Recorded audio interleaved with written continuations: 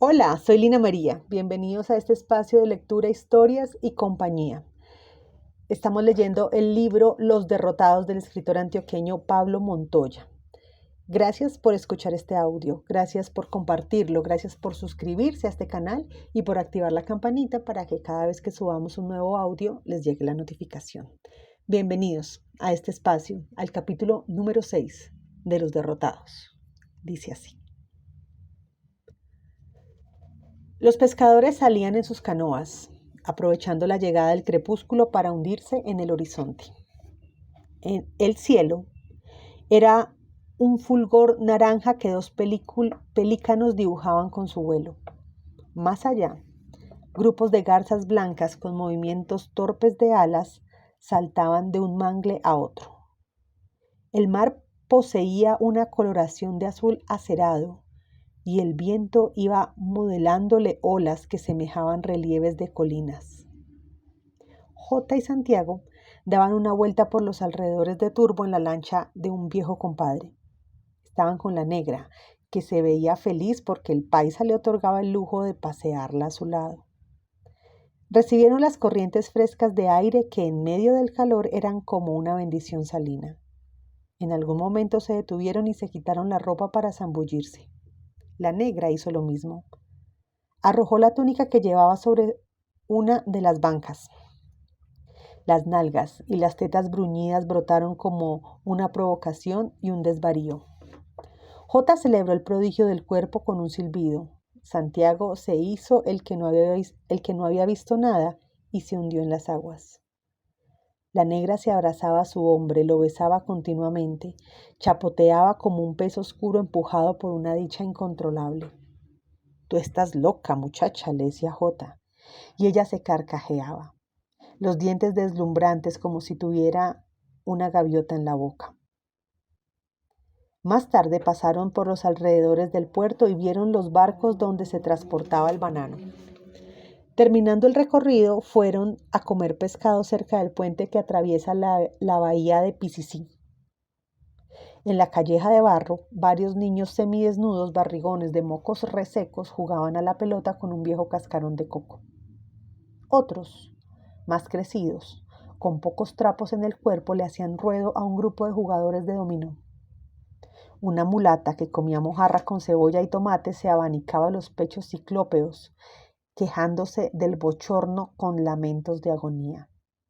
Eran casi las 9 cuando por fin fueron a entregar el cargamento. Si las cosas salían bien y no había motivo para esperar lo contrario, irían hacia la medianoche a tomarse unas heladas y bailarían un rato. Esa había sido la promesa que Jota le hizo a la negra en el momento de la despedida. El taxi los dejó en Currulao.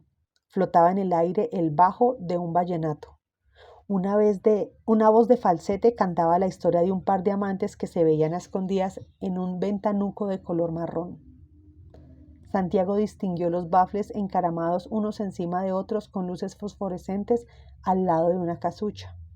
En una de las bancas estaba la persona que los acompañaría hasta el sitio donde se encontraba el cargamento. Las armas no eran muchas.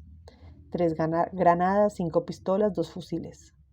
Había también varios paquetes de periódicos Revolución y Propaganda del EPL. Todo debía empacarse en uno de los buses de transportes Urabá que saldrían en la madrugada para Medellín. Jota estaba tranquilo. Santiago era la primera vez que participaba en un operativo de esta índole. No sabía muy bien las dimensiones de lo que iba a realizar, pero había dejado todo en manos de la ecuanimidad de su compañero. Caminaron varias cuadras hasta que desembocaron en una calleja.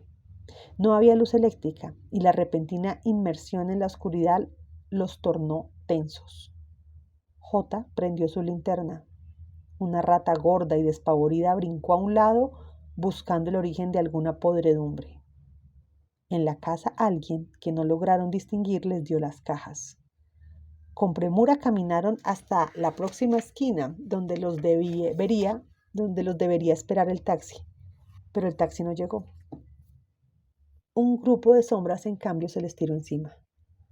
Ambos quedaron inmovilizados en el suelo. En sus sienes sintieron el filo de los fusiles mientras unas manos, como serpientes hambrientas, los requisaban.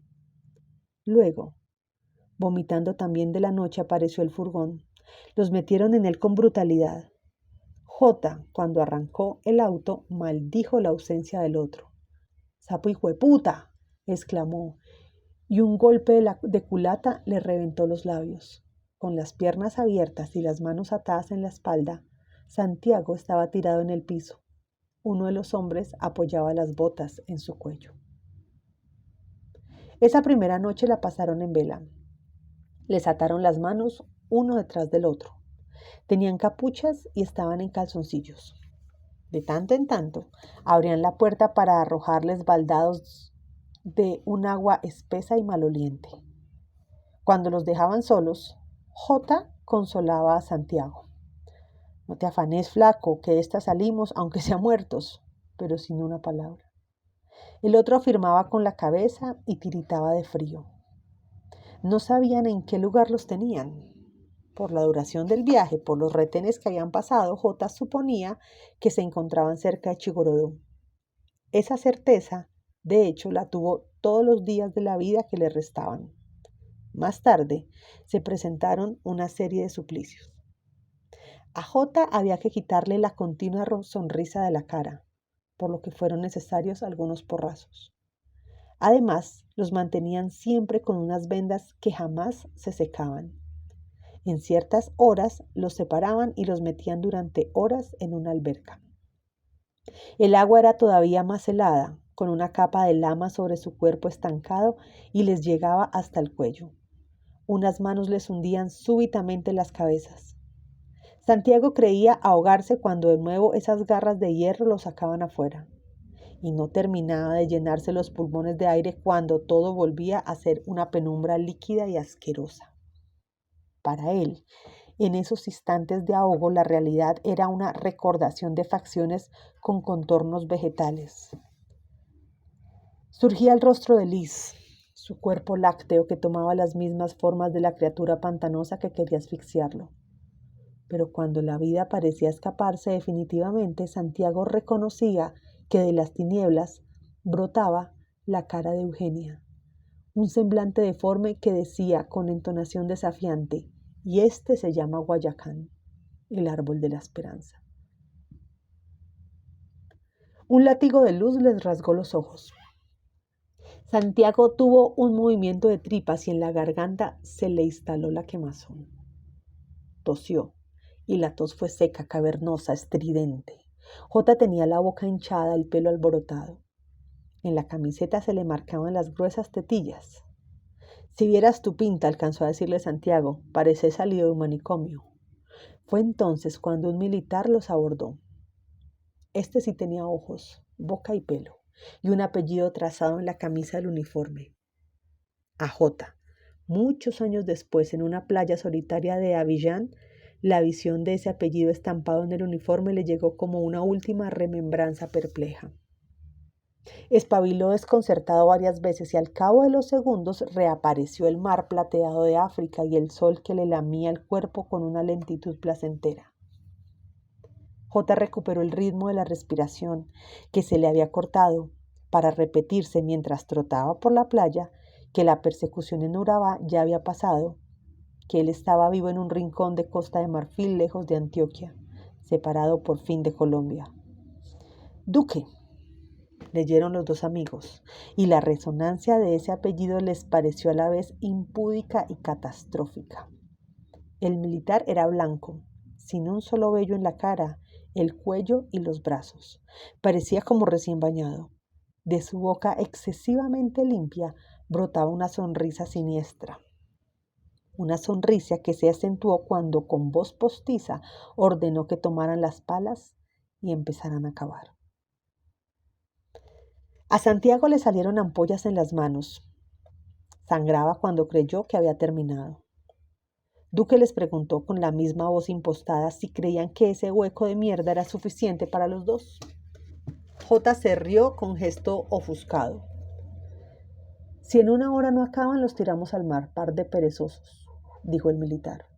Más atrás, en la distancia, se veían las fachadas cuadriculadas del batallón. A la derecha parecía una cancha de fútbol. Varias figuras lanzaban el balón a un arquero difuminado por la lejanía. Un grupo de soldados trotaba, y el eco de sus consignas marciales se entrometía débilmente entre el escaso viento que a veces llegaba hasta la fosa que iban cavando. A la izquierda, cerca de la línea del horizonte, Santiago divisó algo que fue como un consuelo.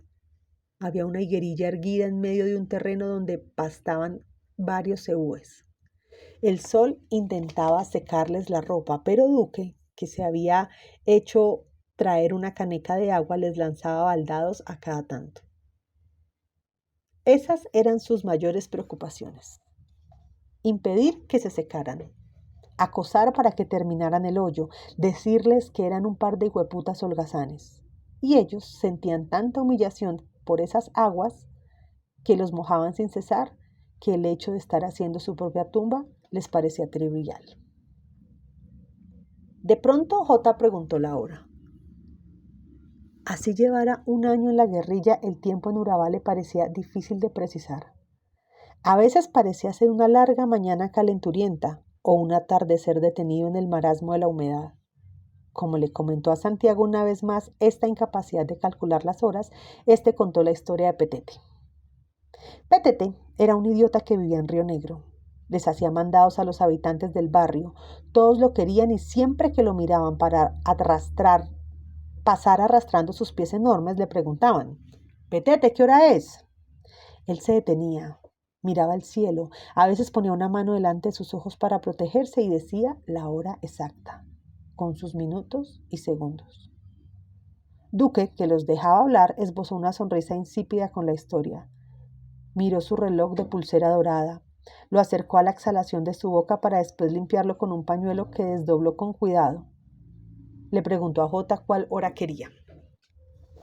Cuando Duque levantó la cabeza para decir la hora de esa mañana obscenamente luminosa, una figura proveniente del batallón empezó a concretarse.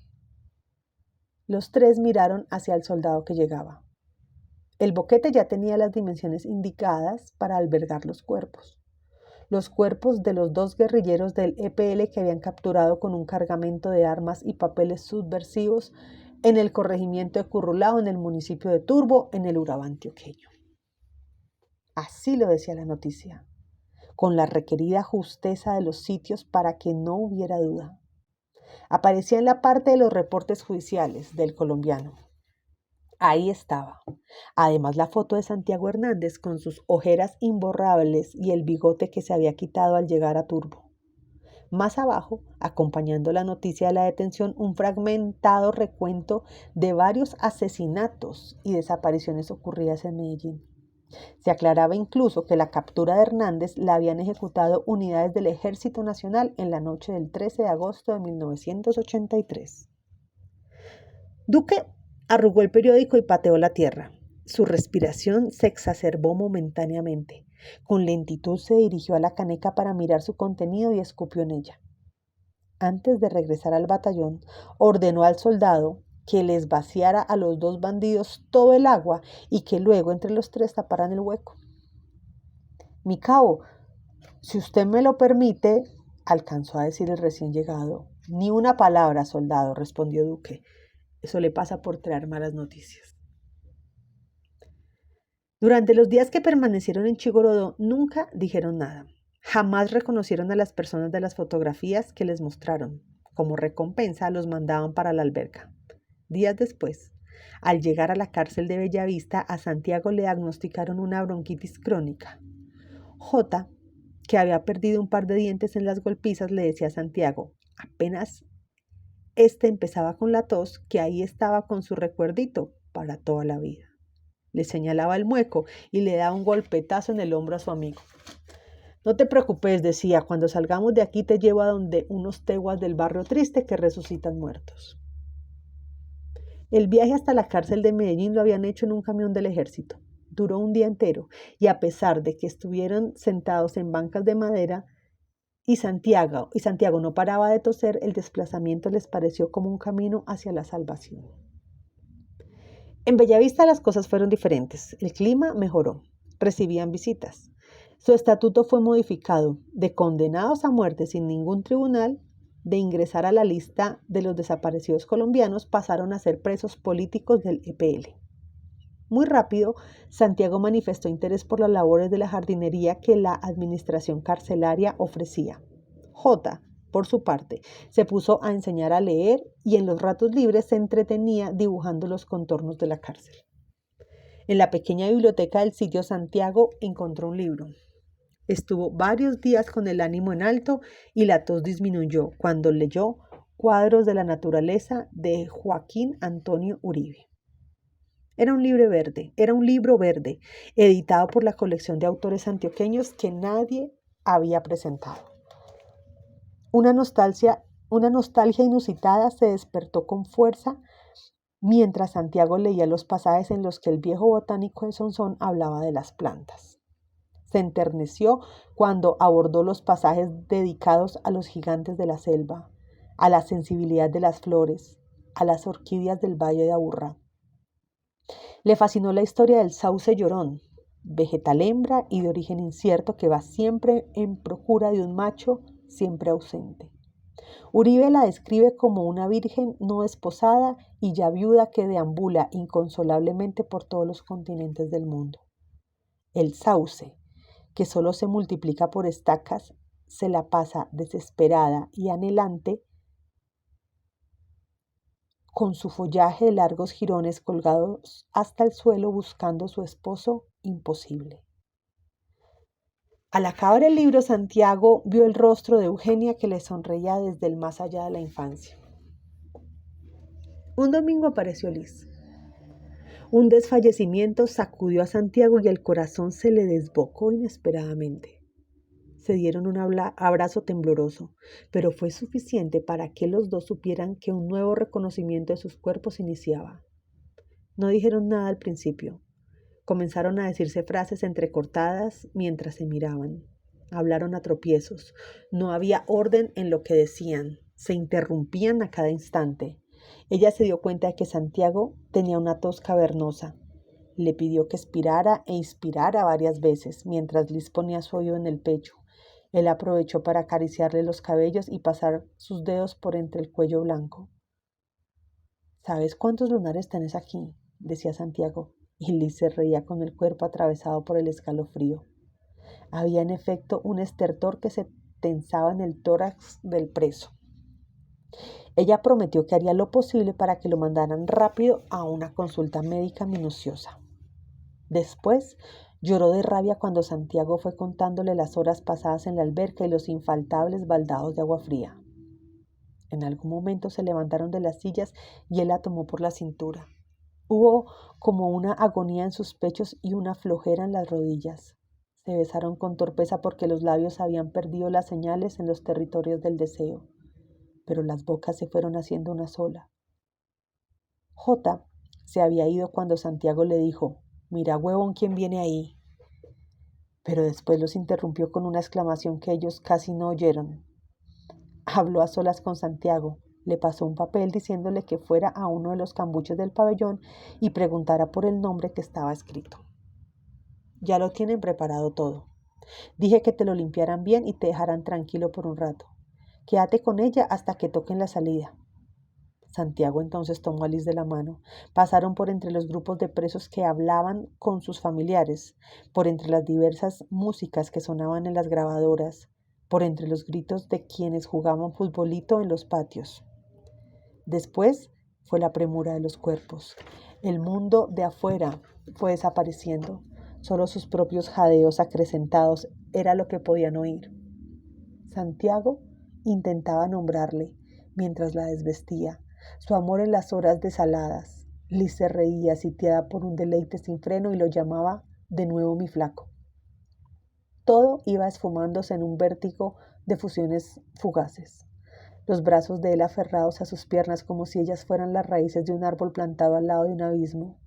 Abierta ella en el catre como una herida sedienta, hasta que unos resplandores blancos estallaron en los ojos de ambos, y Santiago aulló porque unas garras le despedazaban el ser sin misericordia.